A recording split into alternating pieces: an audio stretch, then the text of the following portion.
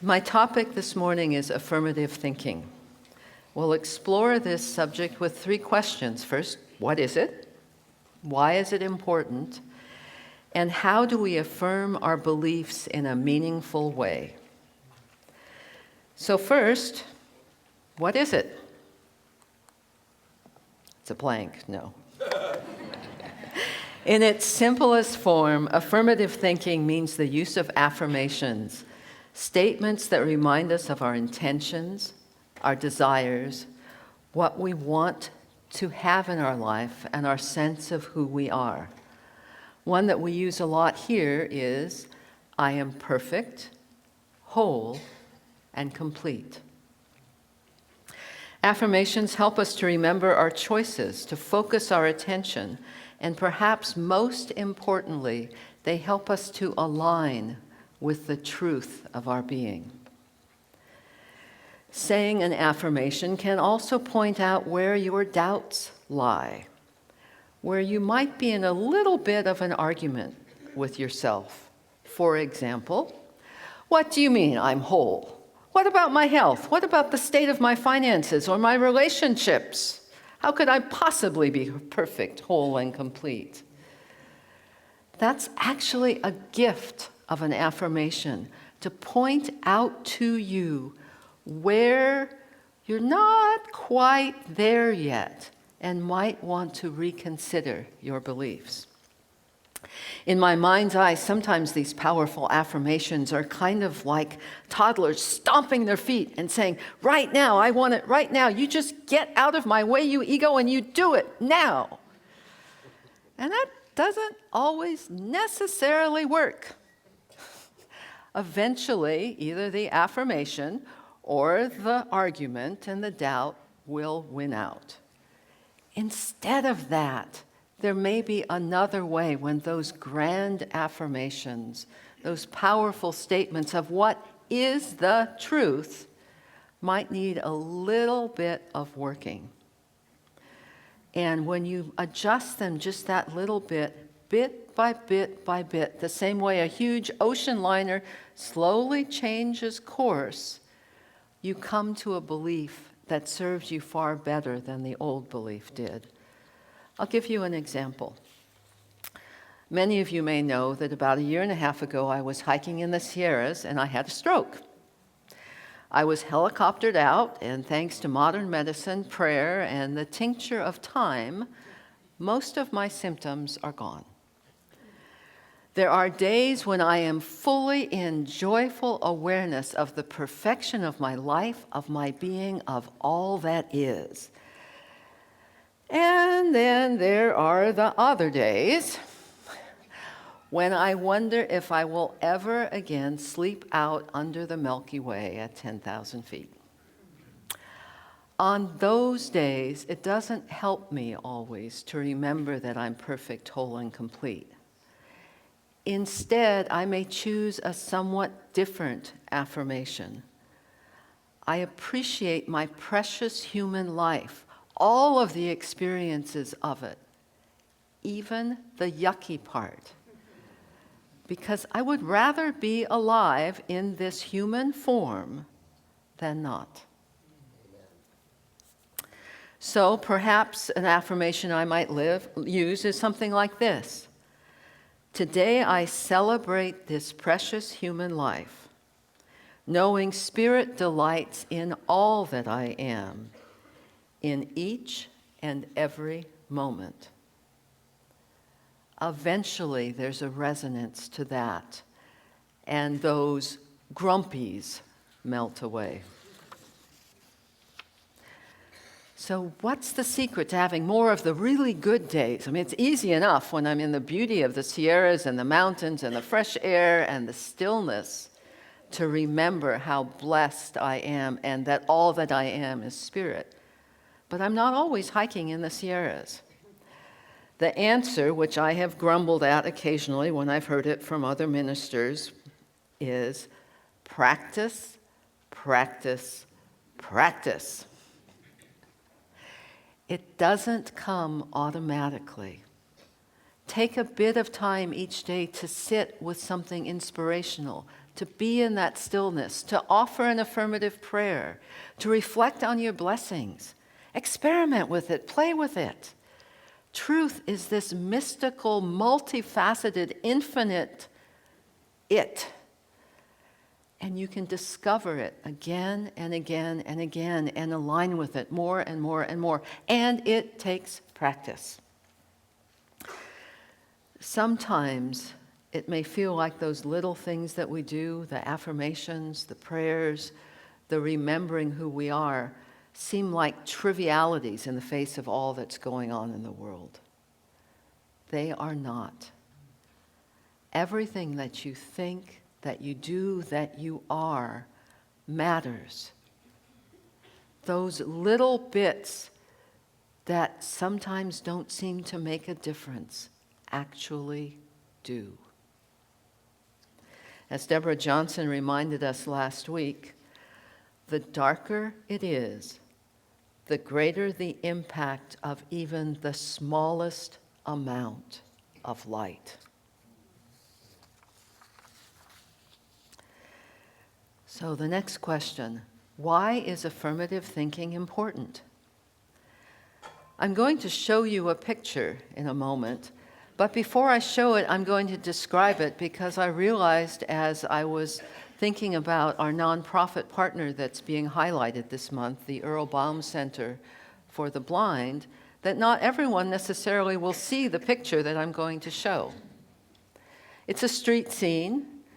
There's green smoke in the background. There's someone on a bicycle. There's a tank. There are a lot of people in the street. As you think about that image, or as you see it here, I want to know what's happening. What's happening in that picture? You don't have to shout it out. Just think about what you think that's a picture of.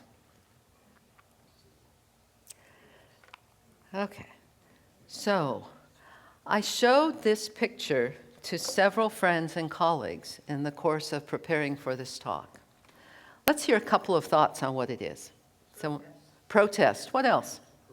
Parade. What else? Fire. Okay. Most of the people I showed it to, as well as I myself, thought that it must be a riot or a bomb or something catastrophic, because that's what we're used to thinking about and seeing in the world these days. In fact, it is more like a parade. It is a celebration in a city in the Netherlands of the first time in 18 years that that city was the national football champion.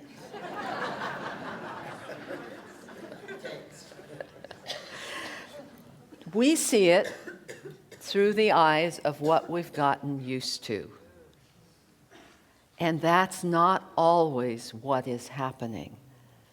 So part of affirmative thinking is making room for other possibilities and not getting caught up in, well, that's just the way it is. I can't do anything about that. It doesn't matter anyway.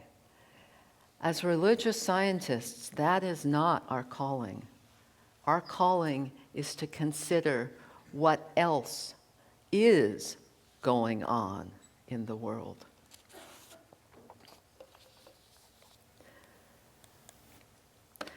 So I have a story to share, and it's one that you may have heard before, but I'm going to share it again. It talks about what happens in a city. It's a city that's a bit distant across a plain, and I picture it for some reason in medieval times. And it's a city that draws a lot of people to it from other towns and cities across the area. And in the entryway to the city, there's a man who provides information. It's back in medieval times, so it's not a kiosk, it's not a touchscreen, it's a human being. And every now and then, someone who's immigrating into the city stops and asks the man a question. So one morning, one of the people that was coming into the city went up to him and said, "So tell me, sir, what's your city like?" And the information person turned the question back to him and said, "Well, what was the city like where you came from?" And the man kind of slumped and went, it was dirty, it was crowded, the people were all mean to each other, there was never enough of anything, I was always struggling. And the man looked at the newcomer and said, that's what our city is like. You're probably guessing the second part of the story. A few days later, a family came, and the woman asked the man, what's this city like? And again, he said, well, tell me about the place where you came from. And she said, I'm really sad that we had to move. It was the most amazing place where the neighborhoods were connected and people were friendly and helping each other. The open air market was amazing. There was cooperation. The skies were beautiful. I really miss it, but here we are. And the man said, yep, that's what our city is like. The point, what you expect to see is what you will experience. But I don't know how many of you are old enough to remember Paul Harvey. He used to occasionally have a little program on the radio. It was called The Rest of the Story.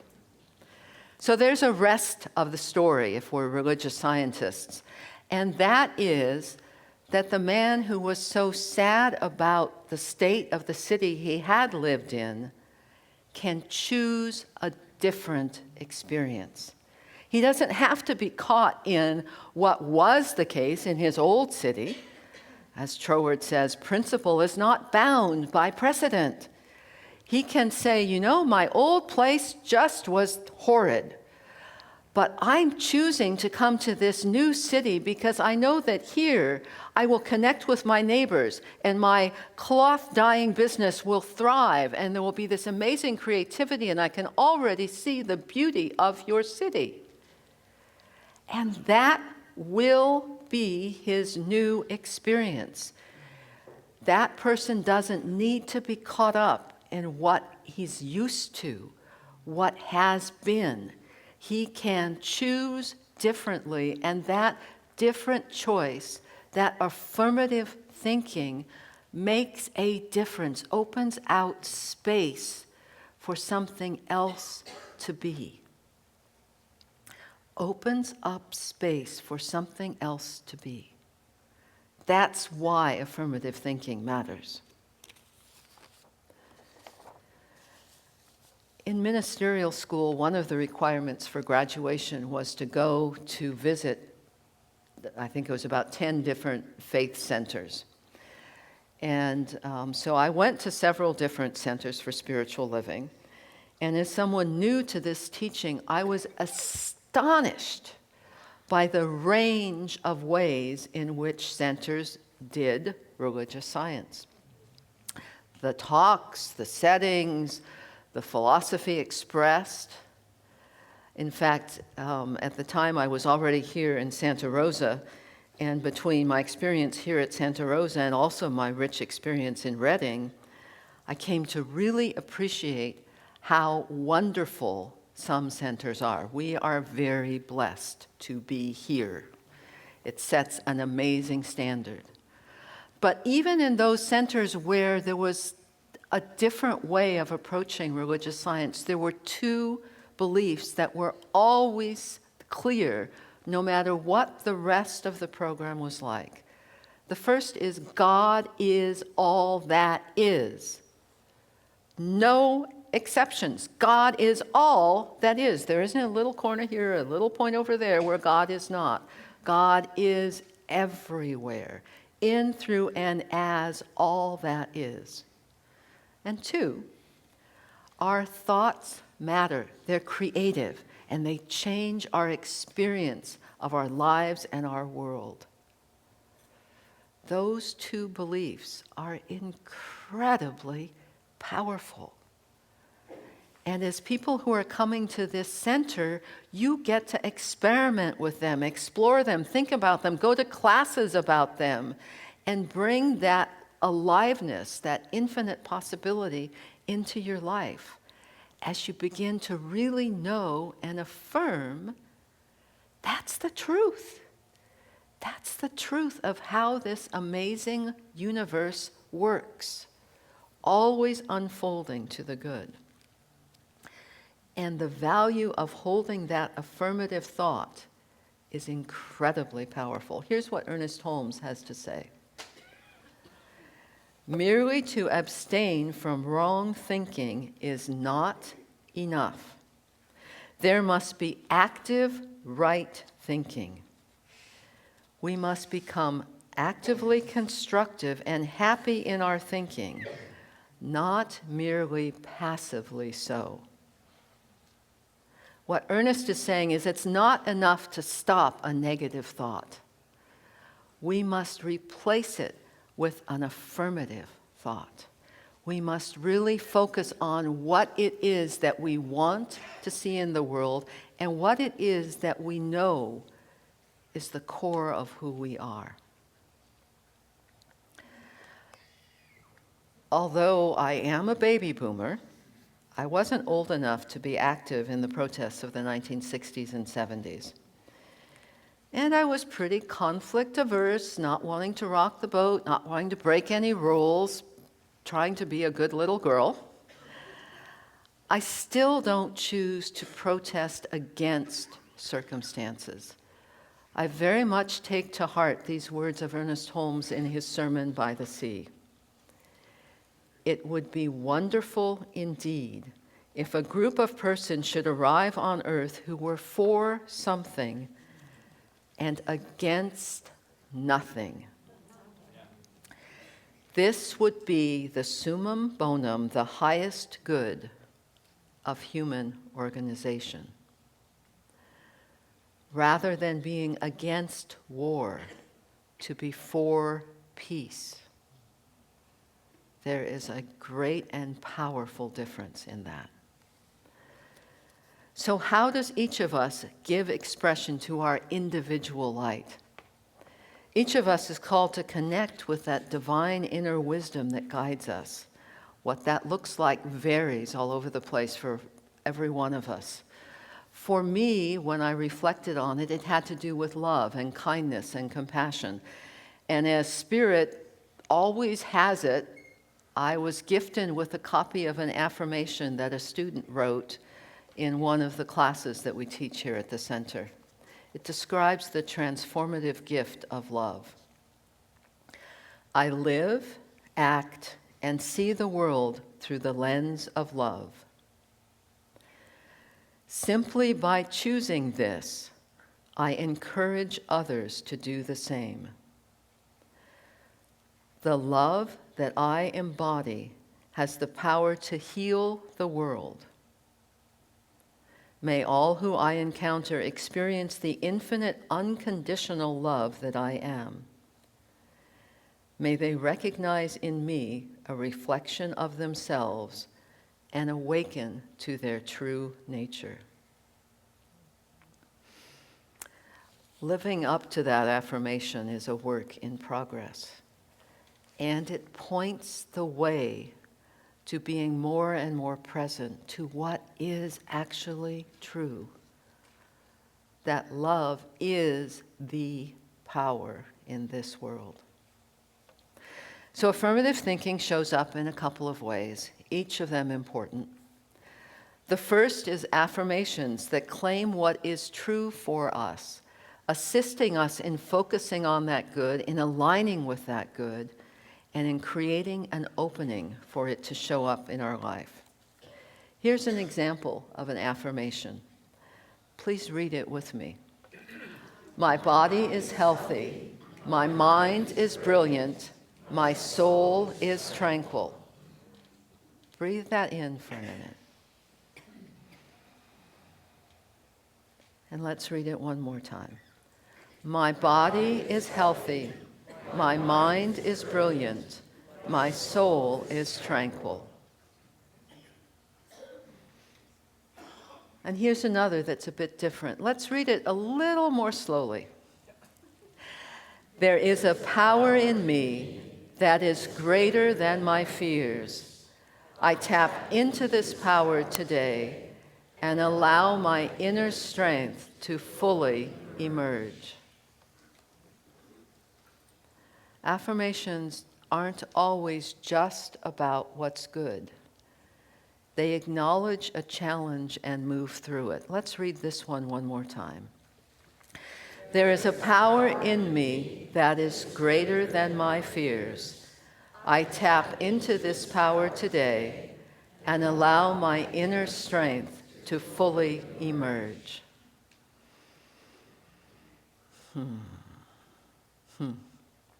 I like the shift that just happened in this room. That's the power of affirmative thinking.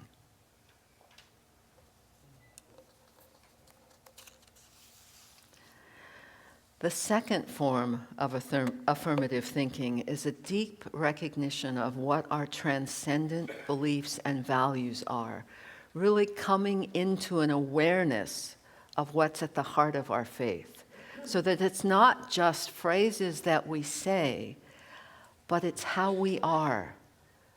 Gandhi said, "Be the change you want to see in the world." Bring forth those values of peace, of love, of community in ways that gently ripple out.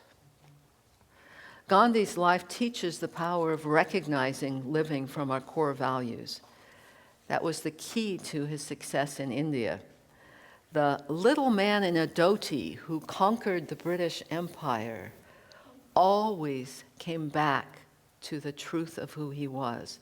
His capital T truth. In fact, he called his path satyagraha, which means clinging to the truth, holding on to it for dear life no matter what.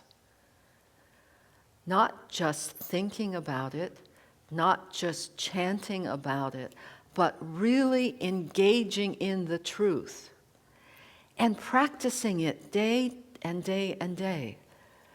He would sit, he would meditate, he would inquire and look at his life and say, all right, what, if anything, is right now an impediment to my being more fully blossomed into the truth of who I am? And how do I release that? More and more and more, as he explored over the course of his life what his central values were, his practice was simply to come into alignment and then to choose what was his to do, to know what was his to do. And he experimented with this. I don't know how many of you have looked at his autobiography, which is quite thick, but the subtitle of that book is My Experiments with Truth. That's another part of affirmative thinking, that each of us is to affirm what is real and valuable and important for us. Yes, there are transcendent values like love and doing no harm and truth.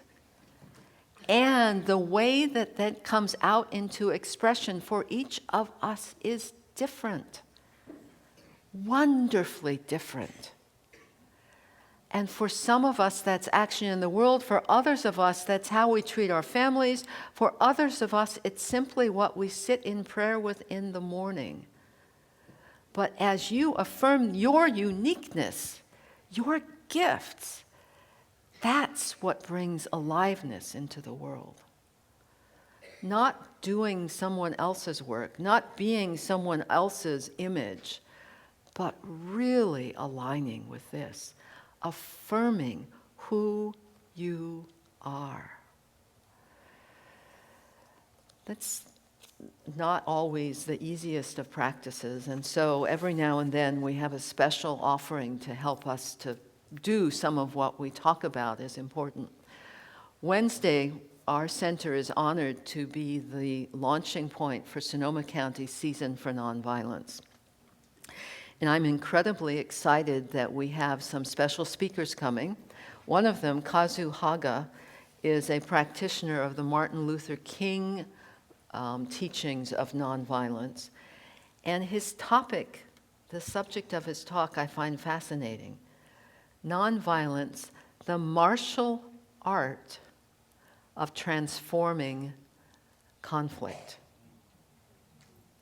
And a lot of what he's going to say on Wednesday is that Nonviolence is not about simply not being violent, stepping away from violence. It's about standing in peace and love, being a presence for the good in our lives. We're also going to talk a bit about how you don't need to do big, huge things to make a difference. That not all of us are going to have the lives of a Gandhi or a king or a Dalai Lama, but that each of us has something that we can gift to our world.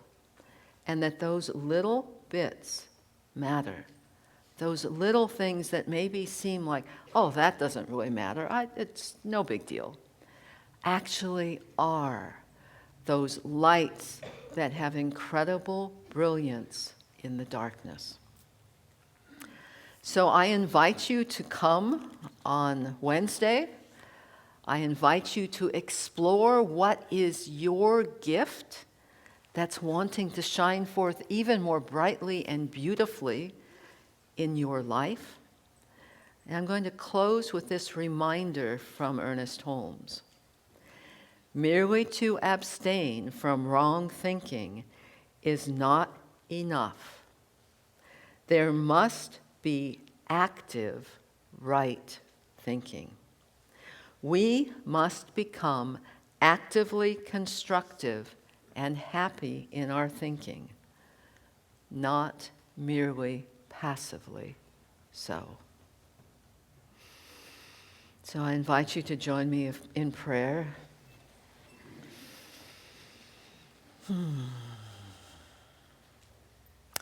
Settling into this one, this presence, this power, this love that is all that is. I know there is but one thing happening here. There is a power for good in the universe that I can use and that uses me. That power of love, that power of truth, that power of presence affirms in, through, and as me, in, through, and as each one in this room, the ongoing unfolding of truth, of good. And I commit to affirming that truth. I commit to noticing that unfolding. I commit to actively and constructively knowing my good, my truth, my value in this precious human life. I recognize that that is always present, that I have but to look deep within to know its truth, to know its power, to let it free in my life as who I am. For that is Spirit's gift, Spirit's delight, and Spirit's power. In deep gratitude and celebration for remembering the truth of how it works, the grace and the love that is all that is, I release this word into the law, knowing it already done, and let it be. And together we say, and so it is.